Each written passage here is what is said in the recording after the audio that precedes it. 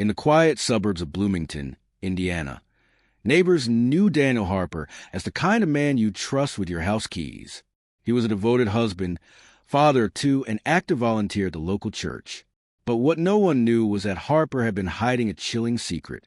Behind the mask of a family man, he was living a double life, one that would eventually earn him the name the movie villain killer. It began in 1997, when a young woman named Jessica Hall was found murdered in a wooded park just outside town. She had been strangled, her body staged in a way that reminded detectives of a scene straight out of a thriller film. The case stunned the community.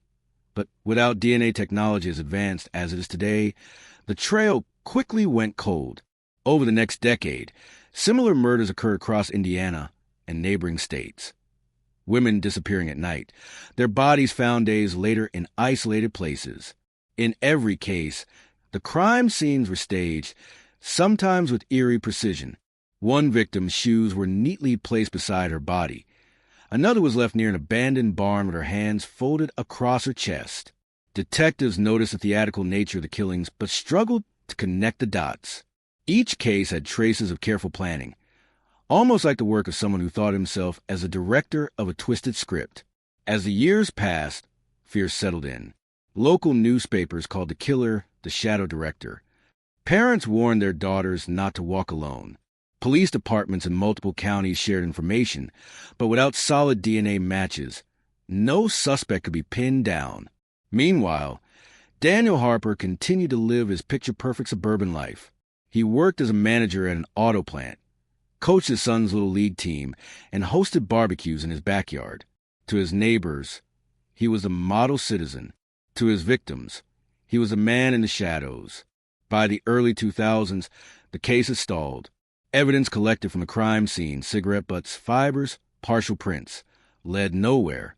DNA samples had been tested, but the killer wasn't in any criminal database. Families of the victims grew increasingly frustrated. Some felt the police had given up, while others kept campaigning to keep the cases alive. The emotional toll was devastating. Birthdays missed, anniversaries mourned in silence, and years of unanswered questions. In 2012, investigators decided to revisit the unsolved murders with new forensic technology. Among the evidence was a cigarette, but found near Jessica Hall's body back in 1997. This time, the lab extracted a strong DNA profile. Still, no direct match appeared in the federal database. But with the rise of genetic genealogy, investigators turned to consumer DNA sites. Within weeks, genealogists identified a partial match, a distant cousin of Daniel Harper.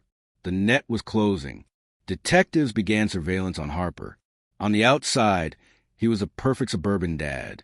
But investigators noticed odd behavior. He often drove late at night without explanation and kept a storage unit he visited frequently.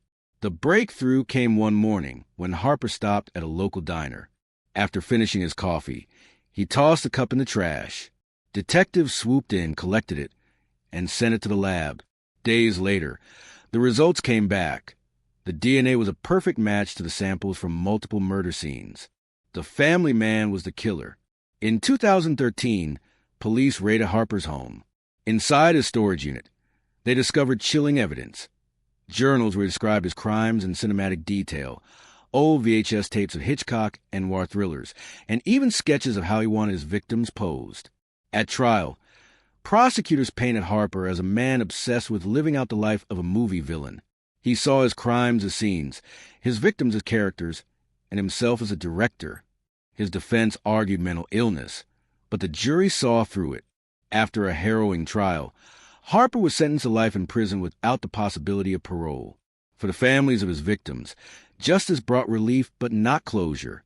Some spoke in court about the years of agony, the night spent wondering if the killer was still out there. For Harper's own family, the shock was unbearable. His wife filed for divorce, and his children struggled with the revelation that their father was a monster. The case became a chilling reminder how evil can wear the mask of normalcy. Detectives later called it one of the most disturbing investigations of their careers, a case where a killer blurred the line between fiction and reality, living out his crimes like a twisted movie script. And in the quiet suburb where Daniel Harper once seemed like the perfect neighbor, people still shudder at the thought. The man next door might not be who you think he is.